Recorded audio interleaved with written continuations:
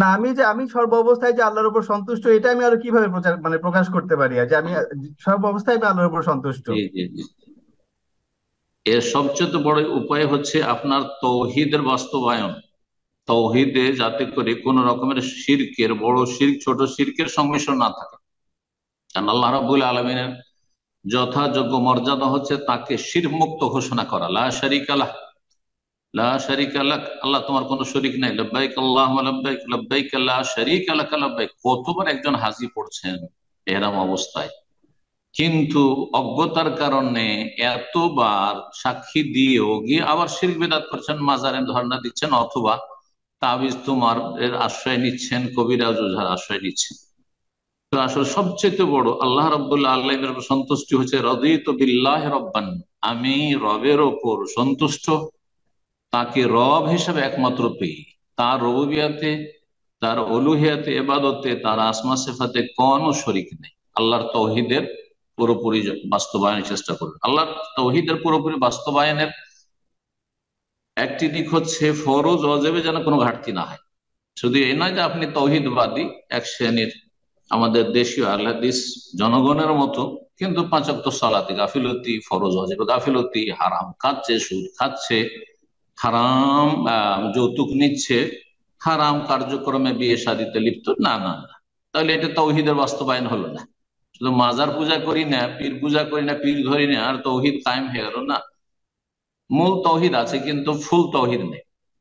মূল তৌহিদ আছে কিন্তু ফুল তৌহিদ নেই। ফুল তৌহিদ হচ্ছে ফরজ অজেব পুরোপুরি আদায় করবে, যাতে আল্লাহর কাছে আপনি আসামের কাঠগড়ায় হাজার, এটা করণীয় কেন, এটা তো জরুরি ছিল, অজেব ফরজ। হারাম নাজায়েজের কাছে যাবেন না, যা আল্লাহ হারাম করেছেন, তার রাসূল হারাম করেছেন সাল্লাল্লাহু আলাইহি সাল্লাম, হারামের কাছে যাবেন না। জি, ফরজ ওয়াজিব আদায় করে হারাম নাজায়েজ থেকে বেঁচে থাকবেন, তৌহিদের প্রতিষ্ঠা করবেন।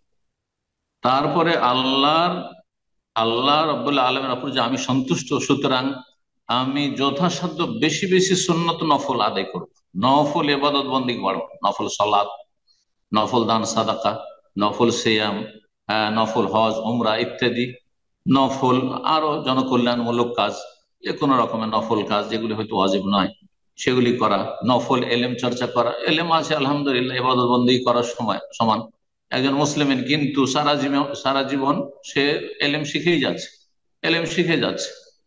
তো এগুলি হচ্ছে আল্লাহ রাব্বুল আলামিনের সন্তুষ্টি। এবং তার সাথে আর একটি কথা বলে দিই এই বিষয়টিকে সম্পূর্ণ করার জন্য, তা হচ্ছে যে আল্লাহ রাব্বুল আলামিনের সামান্য কোন নিয়ামত, যেটা সামান্য মনে হচ্ছে দুনিয়ার এক অধিকাংশ লোকের নজরে, সেটা আপনার কাছে অনেক বড়, অনেক বড়।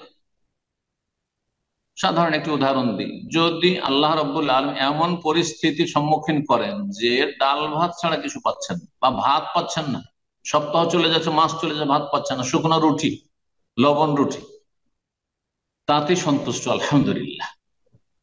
আল্লাহ ভালো রিজিক জুটিয়েছেন, এটাও অনেকের জুটে না। আল্লাহ সুস্থ রেখেছেন, অনেকে অসুস্থ, খাবারের অভাব নেই কিন্তু খেতে পারে না। এইভাবে আল্লাহ রাব্বুল আলামিনের ওপর যে আপনি সন্তুষ্ট, আপনি সেটার বহিঃপ্রকাশ ঘটাবেন। অবিল ইসলামে দিনান, দিন ইসলাম পেয়ে যে কত ধন্য আপনি, আর কত গর্ববোধ করছেন, সুবহানাল্লাহ। অসংখ্য মানুষ, অধিকাংশ মানুষ পৃথিবীতে আজকে হ্যাঁ ইসলামবিহীন জীবন যাপন করছে, বেদিনের জীবন যাপন করছে, ভ্রান্ত দিনের, ভ্রান্ত ধর্মের পথিক। আলহামদুলিল্লাহ, অবিল ইসলামে দিন অবি মুহাম্মাদিন রাসূল, আর শেষ রসুল মুহাম্মদ সাল্লাল্লাহু আলাইহি ওয়াসাল্লামের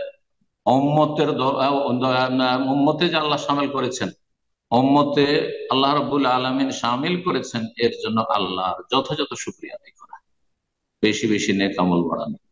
আশা করি বিষয়টি স্পষ্ট হয়েছে। আল্লাহ আমাদের সকলকে তৌফিক দান করে, তৌহিদের বাস্তবায়নে তৌফিক দান করে, শিরক বিদআতকে আল্লাহ বাঁচিয়ে রাখেন, সুন্নাহ মোতাবেক জীবন যাপন করবেন, বিদআতের ধারে কাছেও যাবেন না। আপনি বিদআতের দিকে যাচ্ছেন, তার মানে আল্লাহর বিধান যা রসুলের মাধ্যমে এসছে তার সমান অন্য কিছুকে মনে করছেন কমপক্ষে আপনি, এটা চরম অন্যায় কাজ, অনেক সময় ইমান ভঙ্গ হয়ে যেতে পারে।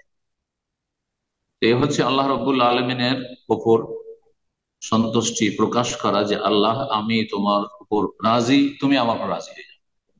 আর বেশি বেশি দোয়া করবে, রাদিতু বিল্লাহি রাব্বান ওয়া বিল ইসলামি দীনান ওয়া মুহাম্মাদিন সাল্লাল্লাহু আলাইহি ওয়া সাল্লাম নবিয়্যান ওয়া রাসূলা। আল্লাহ কবুল করুন।